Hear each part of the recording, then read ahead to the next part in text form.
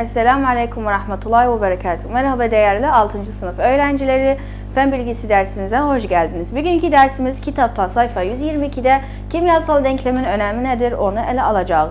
Biz bu dersten evvel aldık kimyasal denklem nedir, kimyasal reaksiyon nedir, kimyasal tepkimeler nedir, bunları hepsini tek tek ele aldık, açıkladık. Bugün gələk baxaq denklemin önemi nedir? Bundan evvel de aldık aynı bu denklemleri ama bugün ne derik? Daha fazla açıklamasına giririk.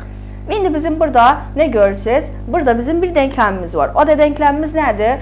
Suyu elektroliz yoluyla ayırırıq özünə neye? Ayırırıq özünə hidrojenle oksijene. Burada su tepkimeye giren madde bir maddedir. O da nedir? Bəs sudur. Eydi. Tepkimeye giren madde neçədir nədir dedik? Bir təkdir.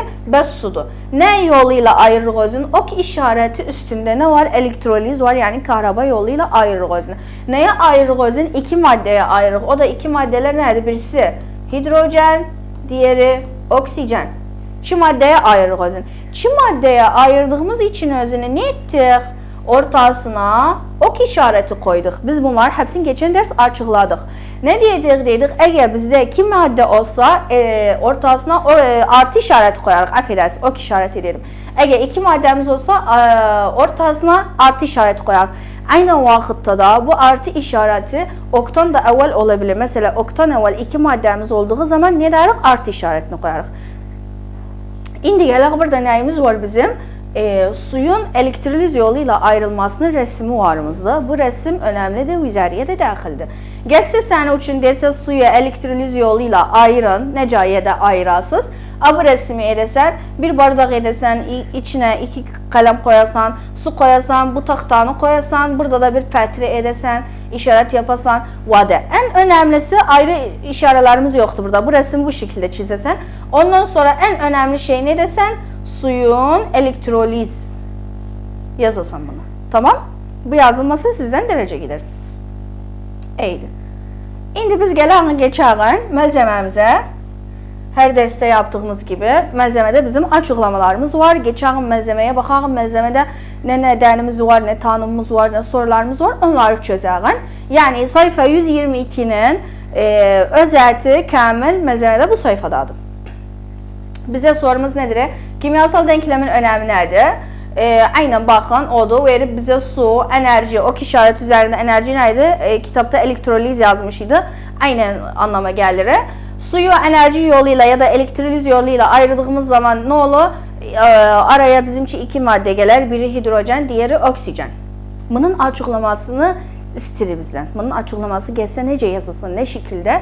Bu şekilde yazılsın diyesen ok işaretinin üzerindeki ibare tepkimenin oluşabilmesi için elektrik akımına ihtiyaç olduğunu göstermektedir.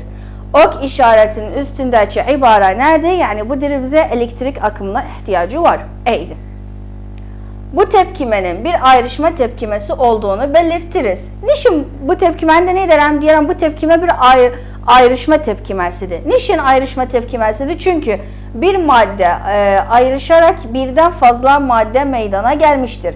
Niçin ayrışma tepkimesidir? Çünkü ok işaretinden evvel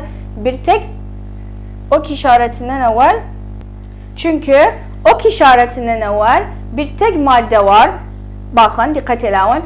Ok işaretinden evvel bir madde ise tepkimeye giren bir madde ise o yandan tepkimeden çıkan maddeler ürünlerimiz iki tane ise aynen bunun terki hidrojenle oksijen. O zaman biz ne diyerek? Diyerek bu bir ayrışma tepkimesidir. Ok işaretinden sonra iki madde meydana gelir. O zaman bu nedir? Bir ayrışma tepkimesidir. Ey. Gelelim diğer tepkimemize. Diğer tepkime bizde neyimiz var? LPG tüp gazının ihtisarı da. Bunu görseniz yani LPG olmaz diyersiniz. Ne dersiniz? Diyersiniz tüp gazı. Tüp gazıyla oksijen birleştiği zaman bize ne verir?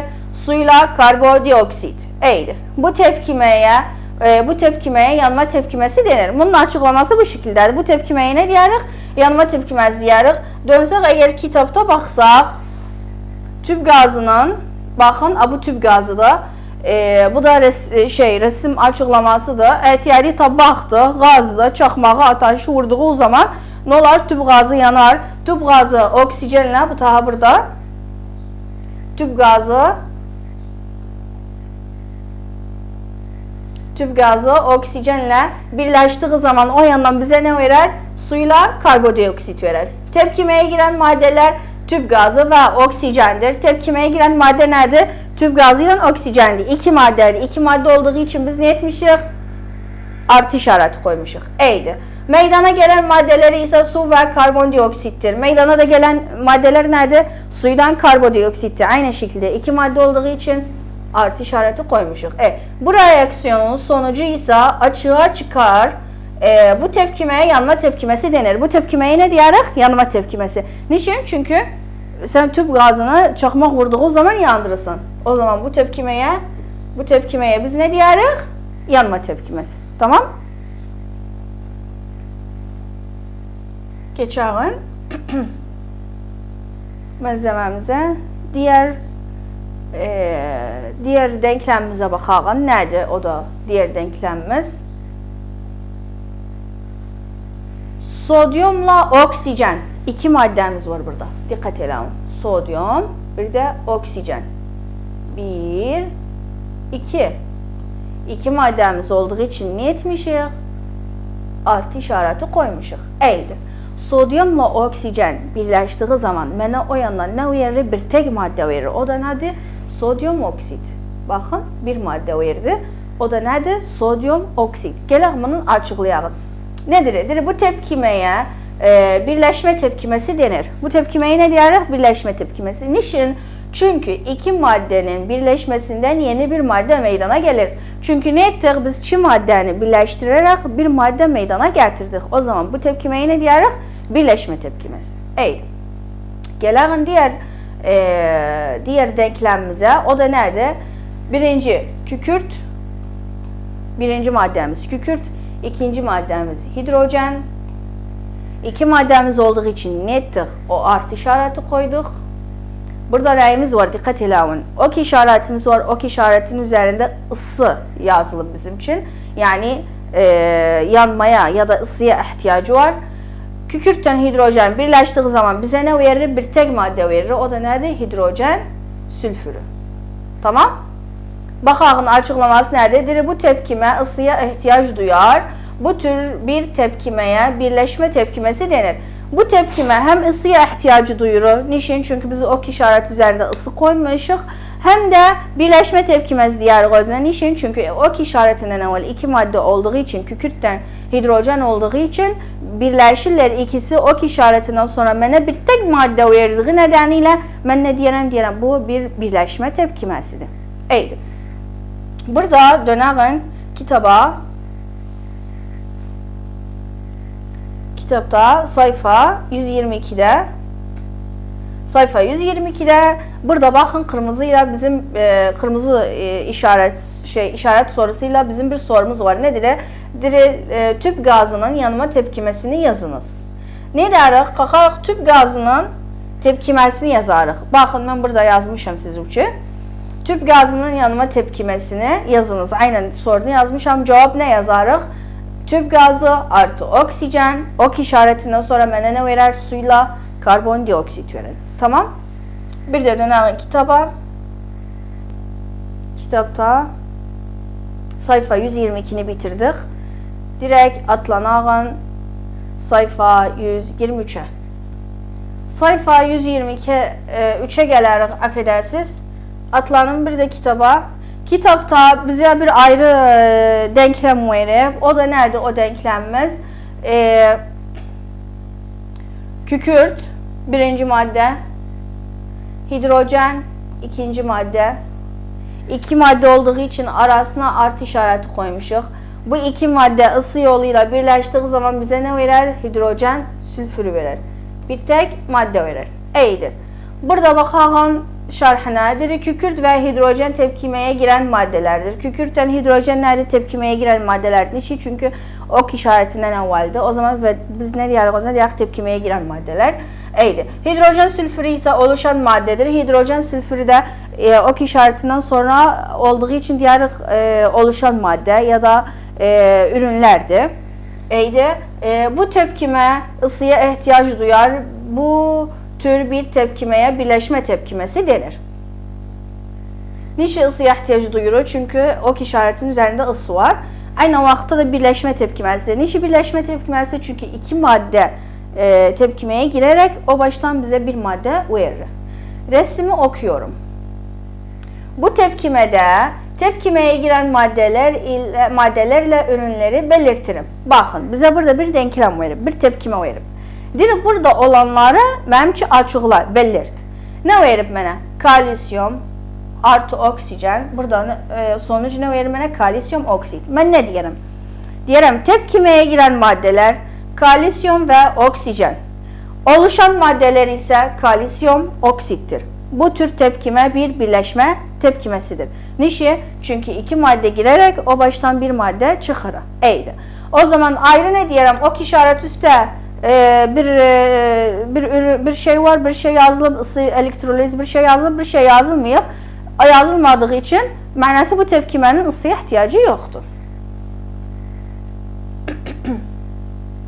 Gəlağın sayfa 123'te düşünüyorum ve cevaplıyorum var. Geçək direkt malzemeye. Düşünüyorum ve cevaplıyorum. Sonuç çıkarıyorum. Kimyasal denklemi okur ve hazırlanış koşullarını anlamaya çalışırım. Bize bir kimyasal denklem veribdi. Aynen indi bir çözüvali resmi necə çözdük. İndi bunu aynen belə çözərik. Ne verib mənə kimyasal denklem? Magnezyumun artı oksijen ısı yoluyla bununla ikisi birleşir. Mənə ne verir? Magnezyum oksit. Bunun geri açıklamasını yazarıq. Ne yazarıq? Deyərik bu tepkime ısıya ihtiyaç duyar.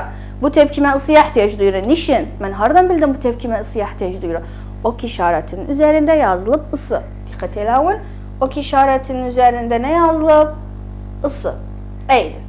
Bu tür tepkime birleşme tepkimesidir. Bu tür tepkime de nerede? Birleşme tepkimesidir. Niçin birleşme tepkimesidir? Çünkü iki madde girerek bir madde ürün çıktı. İki maddemiz neydi? O magnezyumla oksijen idi. O yandan da bir madde ne çıktı bizim için? Magnezyum oksit. Eydi. Gəlağın indi sayfa 124'te kitapta. Sayfa 124 neyimiz? Affedersiniz. Eleştiriler düşüncəni oxuyağın. Bir öğrenci kimyasal tepkimeyi bir denklem ile ifade etmek için ok işaretinin önüne iki madde ve ok işaretinden sonra bir madde koydu. Bu ne tür bir tepkime olur? Nedir? Bir öğrenci tepkime yazdı. Ok işaretinin önüne iki madde koydu. Ok işaretinden sonra da bir madde koydu. Bu ne tür bir tepkimedir? Birleşme tepkimesidir. Tamam? Çünkü oradan çi madde koyur, buradan da bir madde koyur. Aynen indi bu aldığımız örnekteki bu çi maddedir. Bu yandan da bir maddedir. O zaman bu bir birleşme tepkimesidir. Gelen kitapta sayfa 124 neyimiz var? Ders tekrarı varımızda. Bu ders tekrarından malzemede hazır çözmüşəm. Direkt cevaplar yani soruları okuyalım cevabıyla beraber. Ana fikir. Birinci kimyasal denklem ne demektir? Cevabımız. Bu kimyasal tepkimede meydana gelen değişimin özetini ifade eder. Eydi. Bilgi dağıracağı. İkinci kimyasal denklem neleri kapsar? Neleri kapsar kimyasal denklem? Giren maddelerle ve ürünler. İndi hepsini bunları bir çizevali açıkladık. Bundan evvelki videolarda da açıklamışıq. Edebilirsiniz dönəsiz sözünü. Eydi. Üçüncü denklemde okun üzerinde bir yazı varsa bu ne demektir? Önemli noktadır. Ok işaretinin üzerinde bir yazı varsa bu ne anlama geldi? Ne demektir? Bir reaksiyon meydana gelmesi için koşulların varlığı anlamına gelir. O da cevabımızdır. Okuma becerisi bakın 4. nokta kitapta bu şekildedir. Böyle cedvel şeklindedir. Metin rehberliğinden sonuç çıkarıyorum. Ama malzemede bu şekilde yazılı bizim için.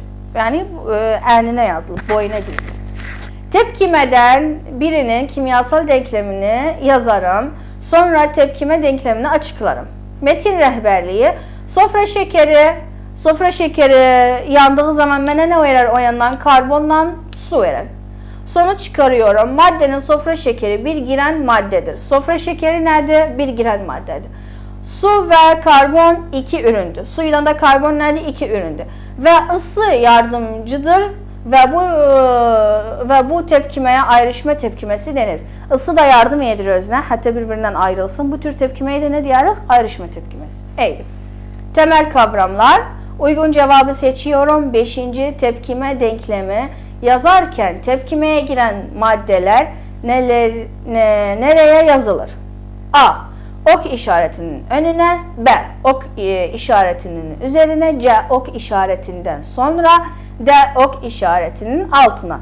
Cevabımız A şıkkı, ok işaretinin önüne. Eğilim. 6. Aşağıdaki denklemlerde eksik olan nedir? Vizaride denklemler siz için bu şekilde gelir. Eksik olanı koyar size için. Tamam? Burada bize eksik olan, bu kırmızıyla yazılan eksik olandı. Ne verip bana? Kükürt artı boşluk, ok işareti, demir sülfürü. Sen ne yazırsan burada? Demir. Tamam?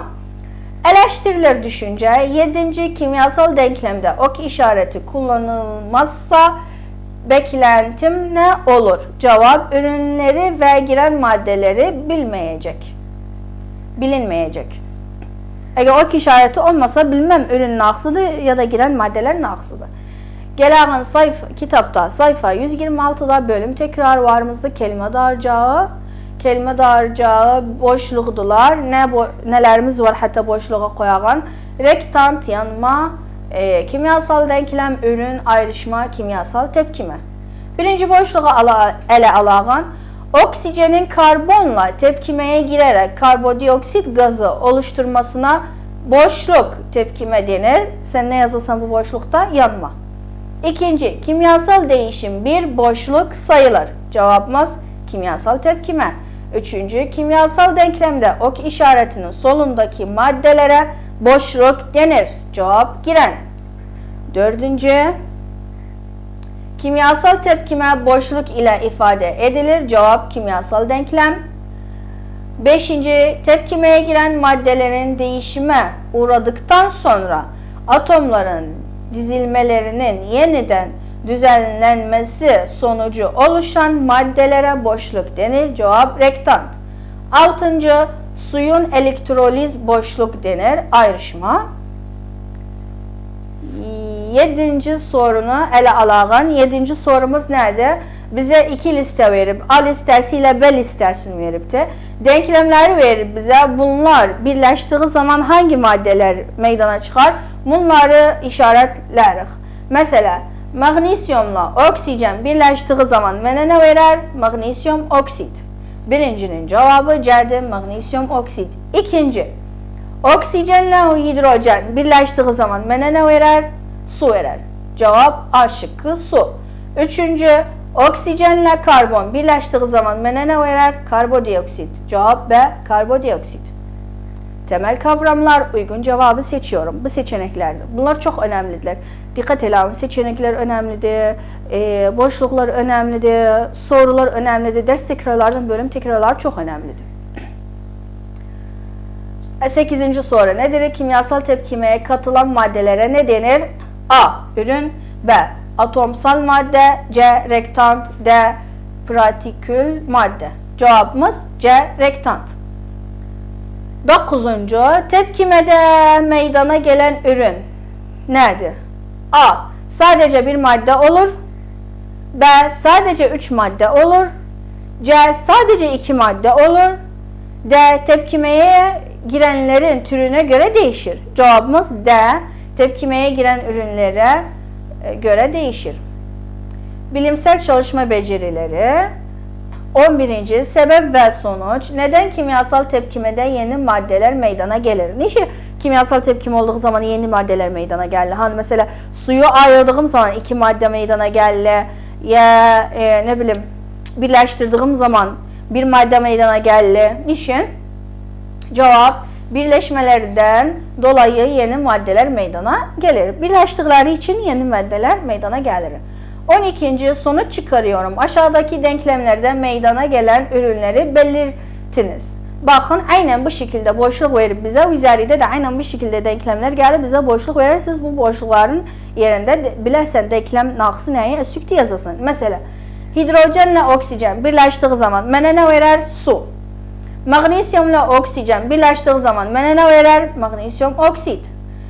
Sofra şekerini yandırdığım zaman mənə nə verər? O yandan 2 ürün verər. Nədir? O da karbonla su. Tamam? Bu özü burada karbonu boşluq edib. 13-ci karşılaştırıyorum. Kimyasal tepkimeyi ifade etmek için ok işaretinin öncesine ve sonrasına yazılan maddeler nelerdir?